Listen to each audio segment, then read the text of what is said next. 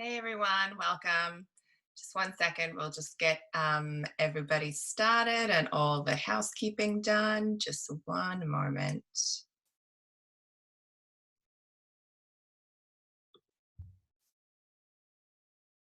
Okay, Dennis, I've found you. Andy, I've found you. I'm trying to unmute your mic, Andy, but it is not working. What about now? There we go. Good one. All right, cool. Jeroen, is he?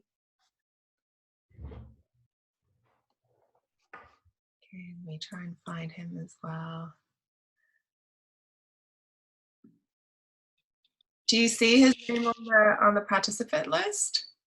No, but I see him in the top. His name is Nolet Jeroen at Hotmail. It's the email. Aha, there we go. Okay. See, I said this was going to be tricky if you don't name yourself. I don't hear anybody, so I'm trying to fix my hearing thing. That's so good. Hey, welcome everyone to the call. My name is Maria. I work for Engineering, Sports and Marketing. If you haven't met me yet, through the calls, and you are joining in to watch Team Hayabusa for a second round of things. So the first time around when we had you guys about a week ago, we talked a lot about the team history and a little bit of training tips, and today we were planning to kind of do a bit more of a general Q&A session. So everybody who's joining in, you can definitely ask all of your questions in the chat box right away if you want to, or you can use the raise your hand button in the participants list. If you have a look at that, you can ask your question live if you want to. And we're going to I'm going to hand over the floor to the guys. Why don't you introduce yourselves, and then we'll just dive right in. Yeah, thank you, Maria. Hi guys, welcome again. For me, it's my second time, but this time I brought my two other teammates with me. Myself, my name is Dennis Praat. I started skydiving in 2005. I've been on the team Hayabusa since 2010, and so that's been now 10 years. And yeah, it's been a hell of a road. I joined up with my peace partner, Andy, who's going to introduce himself now. Hi, yeah, I'm Andy. This is my first time here, so thank you for having me. I'm on the team since 2002. I've been jumping since 2000, and I have like around 10,000 jumps, I guess. And yeah, I'm peace partner with Dennis, and that's it for me, I guess. Hi guys, you guys hear me? Yeah. So my name is Jeroen, as you can see, but for the international public, everybody knows me as Bob, which is a little bit easier for the English-speaking audience. I'm on the team since the end of 2014. And I'm on the back piece. I was peace partner, or still am peace partner with Dave, but that is going to change next season. So I'm going to jump or be peace partner with Mike, and I have about 5,000-ish jumps. So as Maria said, last time we talked a little bit about the history of Hayabusa, sorry. Obviously, David and Andy being original members, they've been doing it for a long while, way longer than me. But in this webinar, we wanted to talk a little bit more about more technical stuff, more four-way and competition related. And we tried to get some questions from you guys already beforehand, and I'm happy we did get a couple. So because it kind of goes over the same subject, so I just kind of want to dive straight into it. I have here a question from Thea.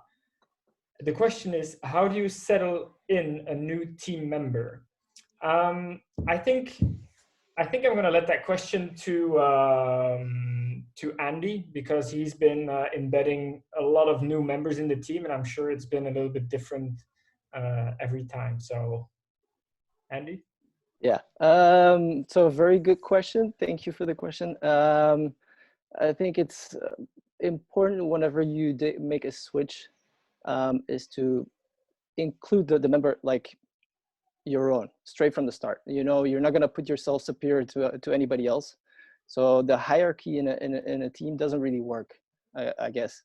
I think it's proven for us to be very beneficial through all these years. And we've been through a switch of, I think, like almost 5 members now, I guess, or more. And every time it's a stepping stone, because every time you do a new switch, you learn how personalities are different, and you sometimes need to approach it in a different way. And and also in a certain way, whenever certain years pass by, I think it's always very good and refreshing for a team whenever you do a switch. So yeah, it's I think to include a team member to the team, you give him as much information as you can, but at the same time you don't want to overwhelm him either. So at first you start with the basics. You start to give him like very small stuff, and then you start to like go more into depth, I guess. That's probably my opinion. We also heard last time that you're planning a cool new initiation ritual for any new team members, like Mikael, for example, that you have to get like a Hayabusa tattoo on your bum. yeah, he's with he cannot go now with all the lockdown in Italy. So, but we made the appointment. Yeah. Nice one. That's awesome. All right, go on, go dive. Another question here that we have was from Thihai, if I say that correctly. How did you get so good at engineering dives? Are there tips and tricks for beginners?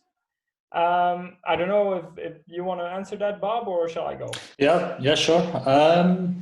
I think it's very fun to overanalyze videos and look at stuff and non-standard stuff and just see a lot of funky stuff happening with different teams on a high level.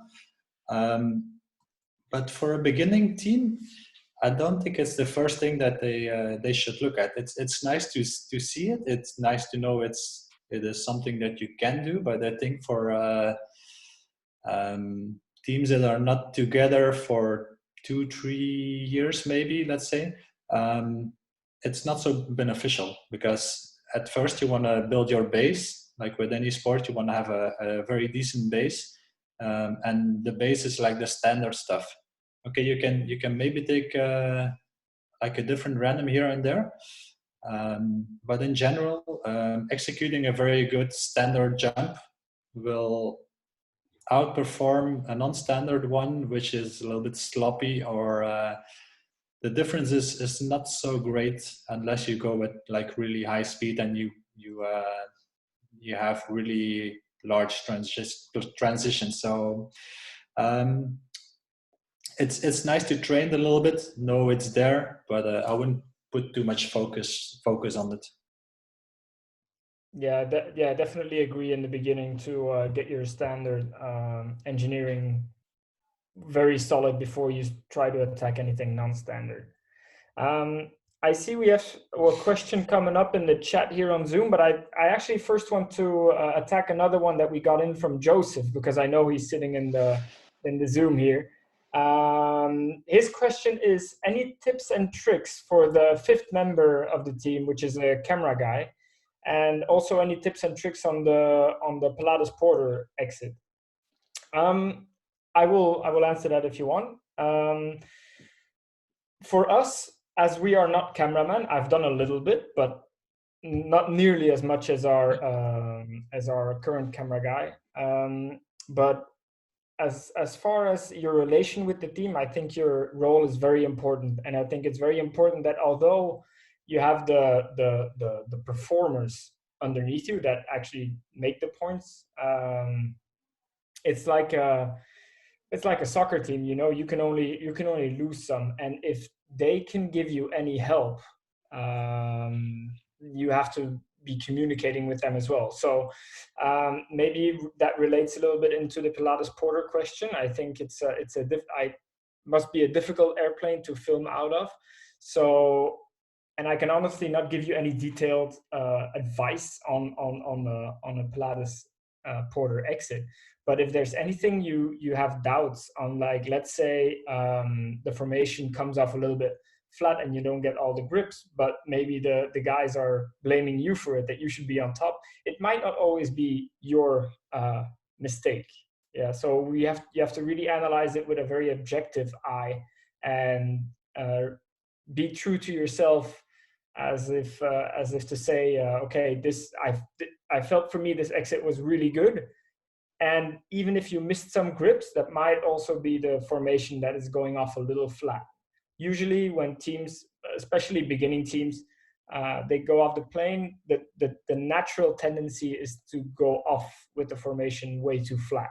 So you really have to force the formation to go steep and for them to show you all the grips. So again, I cannot give you any detailed advice on a camera guy exit from, well, any plane actually. But I think it's nice also to know that you don't always have to blame yourself if you miss grips on the exit. I don't know if the guys have something to say about it, but no. No, okay. I hope that answers your question. There's another question here from Brandon Kashani. What is your competition process between rounds and in the plane? She's talking about visualizing, social interactions, etc. I think it's very personal, but I would like to give the question to someone else since I have been talking. I'll take it. Okay. Sure. Like Dennis says, I think everybody has his own personal thing that he does, which works for him. One guy might be very into himself, another one might be very extrovert and talking to everybody, being very loud. So there's not like a thing that you can say this is the right thing to do and this is wrong. If it works for you, it's fine. I think like especially when you have rounds that you want to peak, you want to have sort of a build-up of the tension, and then on the exit, that's like when you want to get into a flow state, let's say, just don't stand in your own way, let's say. Just allow it to happen and trust all the training, trust that you will perform very good on the round, and don't overthink the stuff. And up to that moment, it's just trying to get yourself ready mentally. But you cannot be like focused for 1 hour. So it's a little bit like these waves, and you focus for a little bit, and then you try to relax on the way up, and then like say 5 minutes out, you have another focus moment before you do maybe a team ritual or whatever. But don't try to do like too many different things that you would do in a training jump. It's actually just the same. There's only a little bit more pressure, and the pressure is good because it will make you perform better than on a training jump. That's what I take from it. Maybe Andy has a completely different answer, but no, I think what Jeroen is saying is actually very, very, very good. I think my take on your question, Brandon, I think it's very important to use your own time whenever you're in competition. In that sense, like it's a bit, for example, when you go to a competition, I think it's very important to come together as a team. I mean, it's sort of like a relationship. You don't also want to smother each other in a competition, because that sometimes you also see that team members are demanding. And I think it's to give each other the freedom, and also at the same time, stay with your focus at the jumps. I think it's very important that you stay with your team. I think throughout the competition as much as you can to also connect with them, because it's not only during the jumps. I think that is very important. And once you're going into the plane, you have your own routine. It's like Jeroen says, visualizing, you can do it in 1,000 different ways. And it's sort of like for me, I think it's more like a sort of a meditation, because you add your own aspects to it. For example, if I'm visualizing my stuff, my jump, it goes through the whole dive. You can see it in different angles. You can see it from, for example, from different perspective, like from the camera view. You can see it from your own view. You can feel all the sensations, like the wind, the details, like the sound, everything you can actually implement for yourself. And I think for me, that's the most important thing that I've learned over all those years. And I think everybody has their own way of doing it. Yeah, if I go into what I like to do as visualization for competition, again, as the guy said, it's very much up to yourself, and a lot of things are also, what I found is trial and error. So some stuff that might have worked for you or haven't worked for you in some competitions, you'll realize that pretty quickly. You were maybe a little bit how should I say, hyperactive, like you were very amped up for a round. That obviously didn't work for me. I made too many mistakes, and I think for myself it was then I tried the opposite of being very calm, and that obviously works for me. But yeah, as the guys say, I think it's very much up to yourself. I think there are a lot of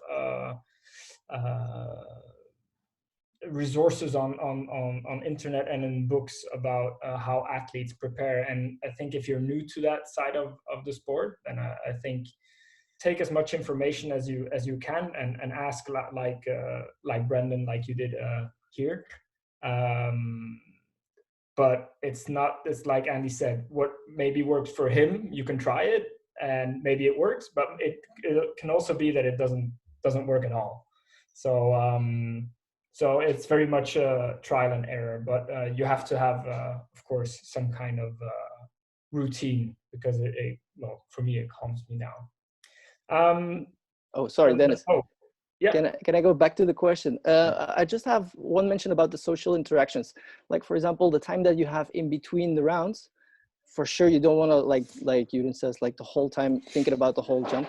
So it's very good to take some distance from the jump. But there was one advice that I've always taken up through my career, and it was like, and Dave also knows that from the beginning, is when we were coached by Craig Gerard, and he actually gave us an example about a can. You have like a sort of can in your hand, and you have your focus on that same can. And every time when you're actually looking away from the can, you can still focus to that same can, but you can still look away and you can still have that sort of image, and that's actually what you need, like in between the jumps. Like, for example, you're not actually on the jump, but you're actually thinking of the jump, but you're still calmly like interacting with everybody else and doing your own social thing. But when it comes to the point that you need to do the jump, then you're actually fully focused because you still remember that can. And that's actually very useful tip that I had from Craig. So thanks, Craig. And just a small add on what Andy said, I think it's this, when you're in a competition, I think for some teams it's still a little bit difficult to do, but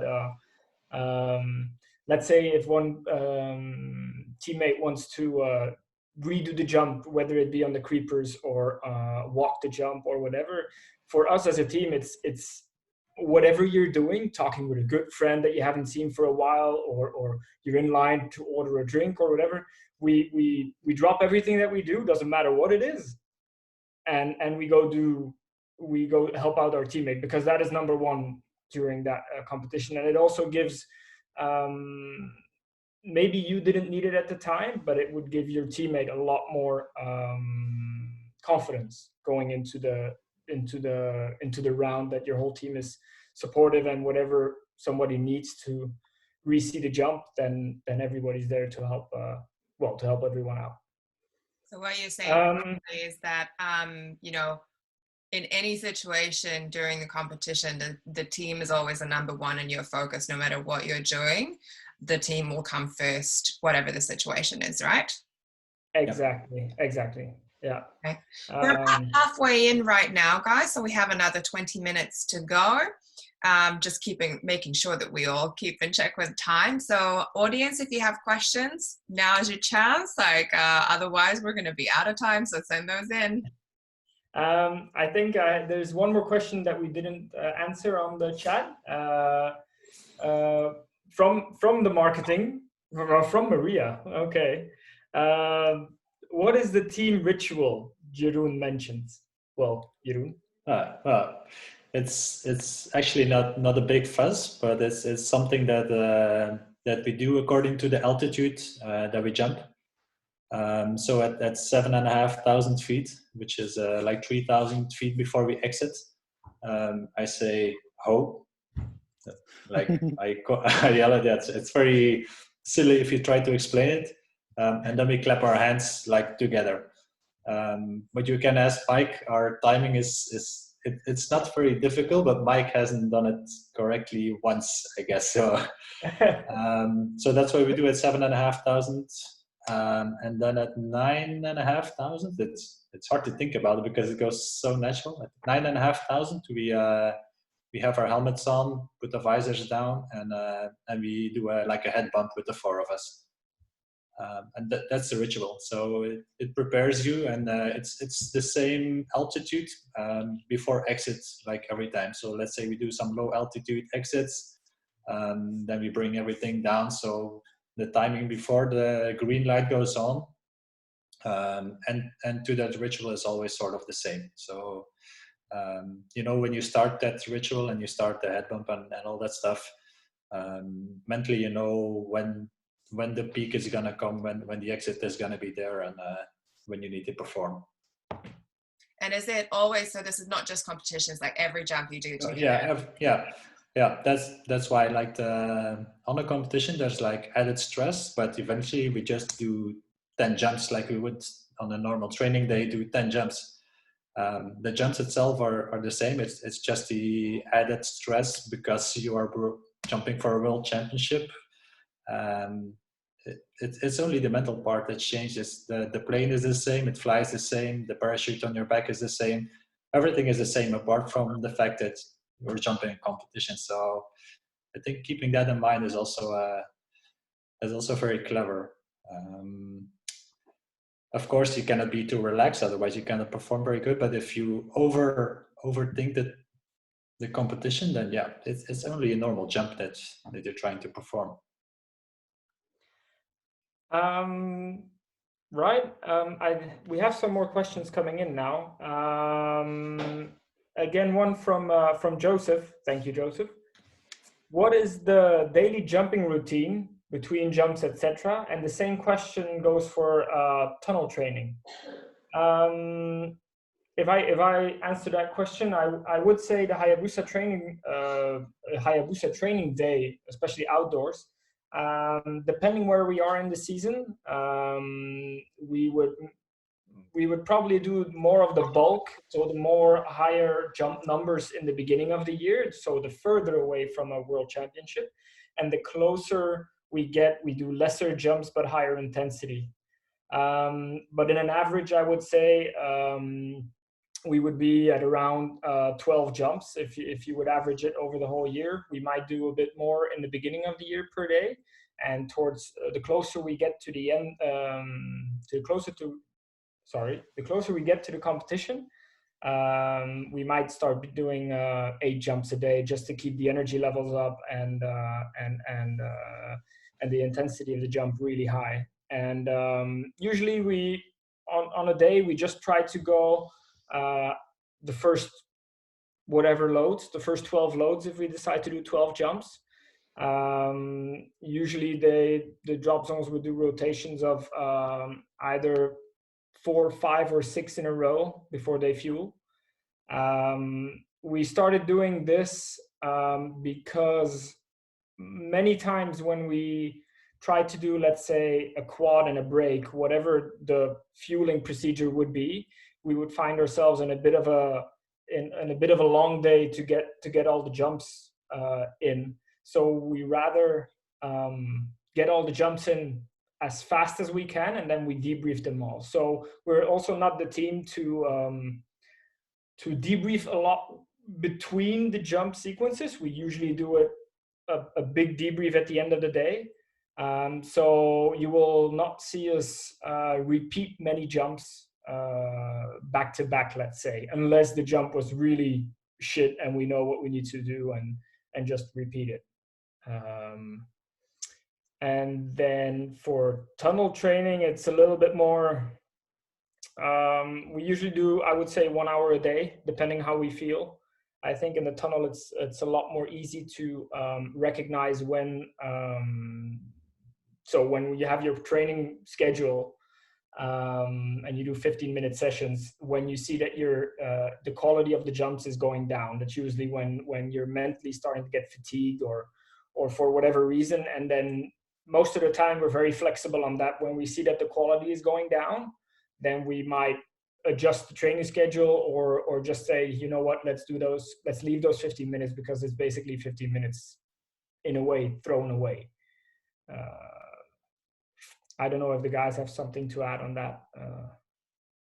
No, but I see also a question coming from Catalina, I think, to ask how many jumps do you do in a day. I think what Dennis already said, it's going to be, and Jeroen, it's going to be between 10, 12, and it can go up to 18. How many times in a week? That's normally depends the weather, like we already mentioned, I think. And then also we play normally with 4 or 5 days on and then 2 days off, or it depends a little bit how convenient it is for us, the training camp. Then another question coming from Catalina is how many time do you spend on dirt diving? And I think we need to be very honest on this, is that actually we don't really spend that much time anymore. And I think it's more because we're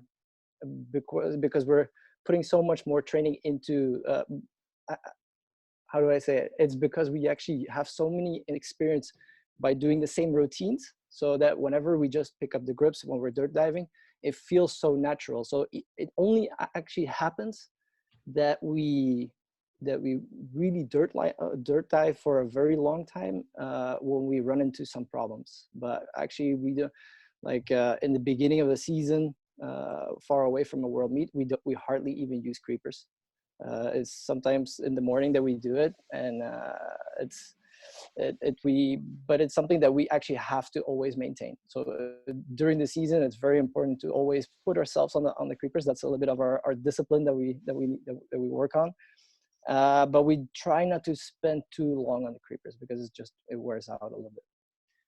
Yeah, so I'm curious. I'm going to jump in quickly to just clarify that. So when you say beginning of the season, so what happens during the break? Is it a full-on holiday, or is it like, oh, we're just gonna, do you go somewhere to train during the winter? What's the sort of, how many months out of the year do you skydive?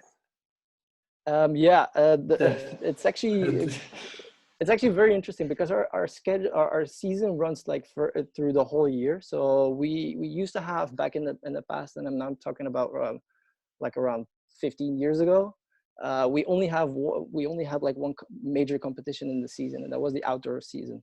And tunnel actually came a little bit in between, and now for the last 15 years, we're actually doing both events. And we're trying to always, as Hayabusa trying to be always on the top on both events, which is very, very difficult. Actually, with the tunnel sneaking in our discipline, which is actually a very good thing because we use as a very good tool for our four-way. And because we're competing now also, it actually uses our full calendar almost. So in between, we try to find the gaps where we can say, okay, now we take a holiday or whatever. And when I'm talking about the beginning of the season, it's when we actually calculate, okay, from now on, all the outdoor seasons are finished. And when we do the change to the indoor season, that's actually where we start to say, okay, this is now the beginning of the season, and the world meet, which is the objective probably normally every 2 years. You actually say, okay, now we're starting to train for the next 2 years, and that's the beginning of a whole cycle.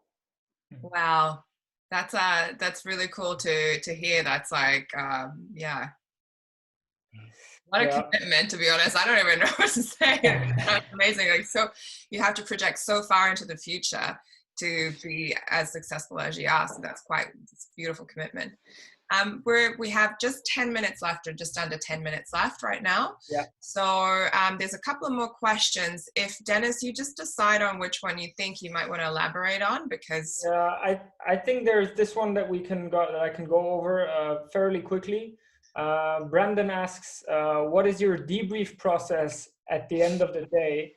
What are things you are looking for in each jump, and do you time the blocks for every jump? Why do I say I can go over that fairly quickly? Because it depends on what your goal is in the beginning of the day, or even the camp. You know, if you're training on your block techniques, you'll obviously start off in a slower way before you take them up to speed, really. So there's no point in timing those. It's just about getting a good feeling, timing, looking that the trajectories are correct, and if that is really what we want. And then once we go into what we call a speed phase, then actually the timing of the block becomes, or of the whole jump even, becomes more important. So that answers your timing question. And what we look for in each jump, it all depends on what you want for your training. Are you training B slots? Are you training randoms? Are you looking for a flow, or are you just focusing on one single block that you have troubles with? It kind of all depends really what you're looking for. And then this is an interesting one from Preston James. Is there ever conflicts in how teammates think jumps should be engineered, and how do you decide? So I think that's a very interesting question, because obviously we all fly different slots in the four-way, and then maybe I think something's good, but then for Jeroen, let's say, it's not so good. So I might let Jeroen answer this one. Yeah. First of all, I would like to give a little bit more about the previous question about the debrief. I think a general process that we have is we just watch the jump and then give everybody a chance to say, okay, I made a mistake here, or I did something wrong there, before trying to shoot at each other. Hey, your technique is not good, or your flying sucks, or whatever. So give everybody first a chance to let them speak for themselves, like, okay, make a mistake here. And that's already a lot of conflicts that you can eliminate at the end of the day and in between people. The conflicts in how you should engineer a jump. Of course, it happens that you really want one way and the other people want the other way. And then we just take let's say the two options, and we try to look what could be the best or the least motion in the four-way, let's say. If somebody really has a lot of 180s, it's also going to take some time. It might be easier for somebody, but if you give all the work to another one, it's going to take time. And I think if you just try to step back a little bit from your own view and view it like from the cameraman slot before you make the jump and see how it looks like, that might be a real help. There are some teams that film the dirt diving with a cell phone or a tablet or something. And that's sometimes a good idea to see what the problem is that one of the teammates might encounter. I think that's it for me. Yeah. Yeah, I think that was that covers kind of everything. We have 6 more minutes left. There's another question here from Joseph. How do you pick DZs for training? Is there any key or something? We went for turns. Yeah. I don't know, Andy, you want to answer that, or shall I go? Yeah, sure. Picking DZs for us is actually it's a bit different for every team, I guess. For us, it's very important to know which competition which competition aircraft is going to be. So if we're jumping out of a let, which is the case now normally for this year in Russia, we actually plan to go to the drop zone that actually has the same plane. So we already had planned to go to Czech Republic to jump out of the same aircraft as that. If your season is if you don't really have if you have a twin or a caravan, those are the jump planes that actually are used most often. And I think it's also the ones that the DZs actually have to offer more these days. But I think it depends a little bit of what you're chasing. If you're chasing, like for example, the competition to be at your peak, then you might go with the plane, which might maybe be more costly. For example, you have to do more travel to get there. The plane, the drop zone might be more expensive. So you have to manage it a little bit more. You have to manage it in your own team way. So maybe go there, maybe do less jumps out of that plane, and maybe just go to another drop zone that has a similar handed door, because this is the most important. Just try to find the same handed door, so a left hand or a right hand door, and I would train out of that, and then try to sort of talk with the pilots to also agree upon the speed, because sometimes the speeds also vary, and like for example, if the aircraft is going way too fast, that you can also go and have a chat with the pilot, say, hey, we need a little bit less fast. So that's how we actually sort of pick our DZs. I think it's the most easy way to do. And also, Joseph, we asked Prosti of when. For the moment, due to the situation that we have, yeah, it's everything is on the hold up. So everything is also closed. So for us, we still have everything on plans, but unfortunately, we don't really know how it's going to go. So we're still on sort of standby until further notice. Well, so we only have like about a minute and a half left. So if you think you can answer something real quickly, go for it. Well, there's a big question here from Catalina. So I can answer one part of it fairly quickly, which is, what goals do you consider most important in a team as yours, so as Hayabusa? I think that's fairly easy. That's to be number one. But at the same time, since we already reached that goal multiple times, I think it's also another big goal for us is to have fun in what we do, because there's every team goes through up and downs, and there is really nothing worse to go through a down with a team when you sacrifice so much energy and time into it. So it for sure needs to stay fun. I don't know if I can answer everything now, so maybe you can send us a private message. Yeah, we'll definitely take that question. I've already copied it, and I'm going to send it to the guys. So maybe you can even make a Facebook post or something and answer that, yeah. Make a little video or send a private message, definitely. So happy to have had you guys again for another session. It was really nice to hear from you. Yeah, I'm just super impressed with everything that you've contributed, and it sparked so many questions in I can't believe that you said you do 18 jumps a day. Was that something you said? 18? Not every day, but no. Yes, I remember from the most jumps I've ever done was 12 a day, and I was exhausted. So that's really impressive. Anyway, thank you so much, guys, for coming and for doing another Weatherhold Woogie webinar with us. And thank you, everyone who is joining us from home. Stay at home, keep your hands washed, and we will get through this. So I'm going to open up everybody's mics now, and you can all say a little collective fuck yeah, okay? So 3, 2, 1, go. Fuck yeah, everybody. Hey,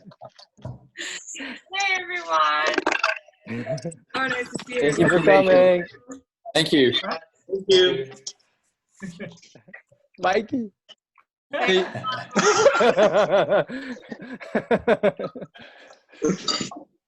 Hi, Bob.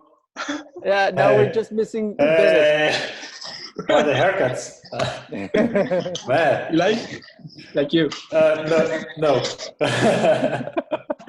right. Bye, guys. Bye, everybody. Hey, everybody. Bye.